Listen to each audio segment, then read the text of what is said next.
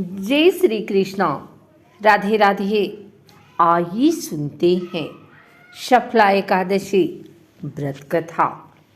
मोक्षदा एकादशी की व्रत कथा को सुनकर अर्जुन ने प्रसन्न होते हुए कहा, हे कमलनयन, मोक्षदा एकादशी की व्रत कथा सुनकर मैं धन्य हो गया। हे मधुसूदन, अब आप पौष मास के कृष्ण पक्ष की एकादशी की महिमा बताने की कृपा करें। उस एकादशी का क्या नाम है? उस दिन किस देवता की पूजा होती है और उसके व्रत का विधान क्या है? मुझ पर कृपा करते हुए यह सब आप मुझे विस्तार पूर्वक बताएं। अर्जुन की जिज्ञासा सुन श्री कृष्ण ने कहा, हे कुंती पुत्र, तुम्हारे प्रेम के कारण मैं तुम्हारे प्रश्नों का विस्तार सहित उत्तर देता हूँ। अब तुम इस एकादशी व्रत का महात्म्य सुनो। हे पार्थ, इस एकादशी के द्वारा भगवान विष्णु को शीघ्र ही प्रसन्न किया जा सकता है। पौष माह के कृष्ण पक्ष की एकादशी का नाम सफला है। इस एकादशी के आराध्य देव नारायण है।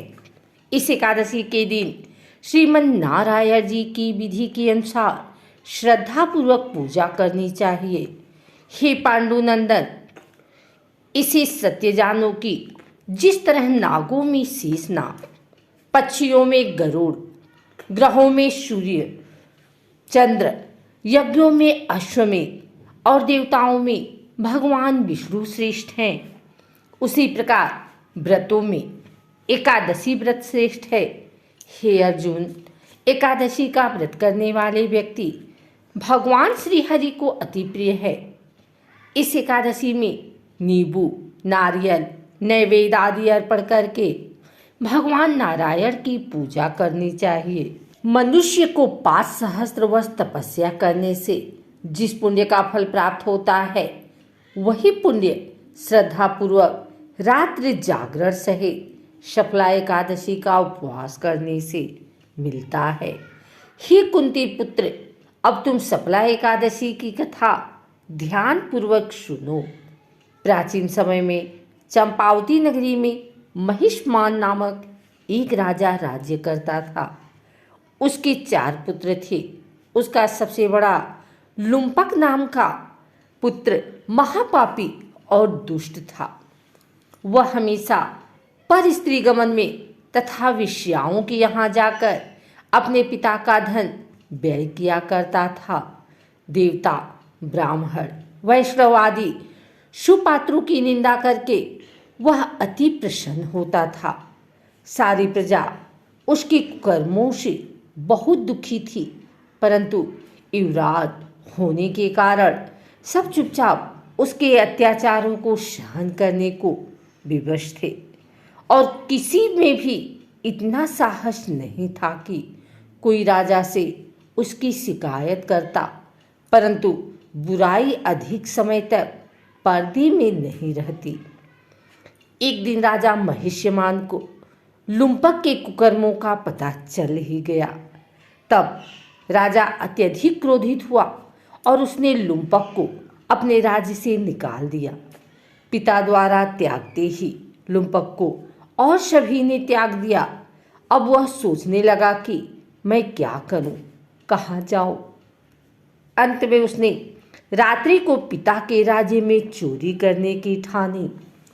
वह दिन में राज्य से बाहर रहने लगा और रात्रि को अपने पिता की नगरी में जाकर चोरी तथा अन्य बुरे कर्म करने लगा। रात में वह जाकर नगर के निवासियों को मारता तथा कष्ट देता। वन में वह निर्दोष पशु पक्षियों को मारकर उनका भक्षण किया करता था। किसी किसी रात जब वह नगर में चोरी आदि करते पकड़ा भी जाता तो राजा के डर से पहरेदार उसे छोड़ देते थे। कहते हैं कि कभी कभी अनजाने में भी प्राणी ईश्वर की कृपा का पात्र बन जाता है। ऐसा ही कुछ लुम्पक के साथ भी हुआ। जिस वन में वह रहता था वह वन भगवान को भी बहुत प्रिय था।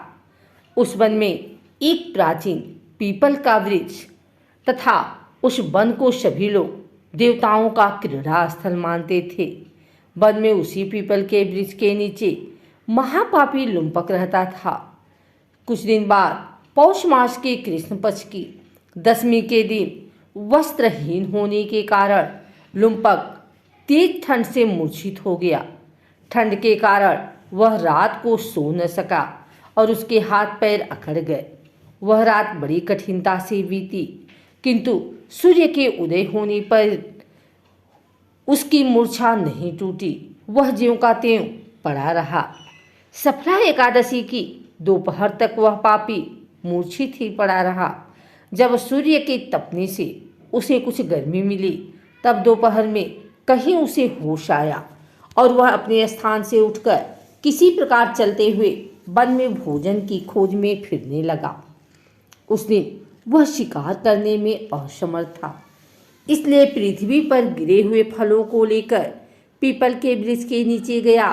तब तक भगवान सूर्य अस्तांचल को प्रस्थान कर गए थे। भूखा होने के बाद भी वह उन फलों को न खा सका, क्योंकि कहा तो वह नित्य जीवों को मारकर उनका मांस खाता था और कहाँ फल। उसे फल खाना तनिक भी अच्छा नहीं लगा। अतः उसने उन फलों को पीपल की जड़ के पास रख दिया और दुखी होकर बोला, हे ईश्वर, यह फल आपको ही अर्पण है। इन फलों से आप ही तृप्त हो। ऐसा कहकर वह रोने लगा और रात को उसे नींद नहीं आई। वह सारी रात रोता रहा। इस प्रकार उस पापी से अनजाने में ही एकादशी का उपवास हो गया। उस महापापी के इस उपवास तथा रात्रि जागरण से भगवान श्री हरि अत्यंत प्रसन्न हुए और उसके सभी पाप नष्ट हो गए। सुबह होते ही एक दिव्य रथ अनेक सुंदर वस्तुओं से सजा हुआ आया और उसके सामने खड़ा हो गया। उसी समय आकाशवाणी हुई, हे युवराज, भगवान नारायण के प्रभाव से तेरे सभी पाप नष्ट हो गए हैं। अब तू अपने पिता के पास जाकर राज्य प्राप्त कर। जब यह आकाशवाणी लुम्पक ने सुनी तो वह अत्यंत प्रसन्न होते हुए बोला, हे प्रभु, आपकी जय हो। ऐसा कहकर उसने सुंदर वस्त्र धारण किए और फिर अपने पिता के पास गया। पिता के पास पहुंचकर उसने सारी कथा पिता को सुनाई। पुत्र के मुख से सारा वृतांत सुनने के बाद पिता ने अपना सारा राज्य तत्क्षण पुत्र को सौंप दिया और स्वयं वन में चला गया। अब लुम्पक शास्त्रानुसार राज्य करने लगा। उसकी स्त्री, पुत्र आदि भी श्री विष्णु के परम भक्त बन गए। वृद्धावस्था आने पर वह अपने पुत्र को राज्य सौंपकर भगवान का भजन करने के लिए वन में चला गया और अंत में परम पद को प्राप्त हुए। हे पार्थ, जो मनुष्य श्रद्धा और भक्ति पूर्वक इस सफला एकादशी का उपवास करते हैं, उनके सभी पाप नष्ट हो जाते हैं और अंत में मुक्ति प्राप्त होती है। हे अर्जुन, जो मनुष्य इस सफला एकादशी के महात्म्य को नहीं समझते, उन्हें पुंछ और श्रृंगों से विहीन पशु ही समझना चाहिए। सफला एकादशी के महात्म्य को पढ़ने अथवा श्रवण करने से प्राणी को राजसूय यज्ञ के समान फल प्राप्त होता है।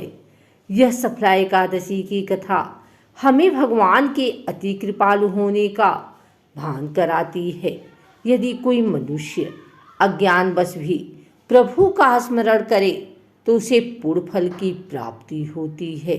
यदि मनुष्य निश्चल भाव से अपने पापों की क्षमा मांगे तो भगवान उसके बड़े से बड़े पापों को भी क्षमा कर देते हैं। लुम्पक जैसा महापापी भी भगवान श्री हरि की कृपा से वैकुंठ का अधिकारी बना। अगर आपको हमारी वीडियो अच्छी लगी हो तो इसे लाइक करें, कमेंट करें, शेयर करें। हमारे चैनल को सब्सक्राइब करके बेल नोटिफिकेशन ऑल पर सेट कर लें ताकि आगे आने वाली वीडियो सबसे पहले आप तक पहुंच सके। धन्यवाद।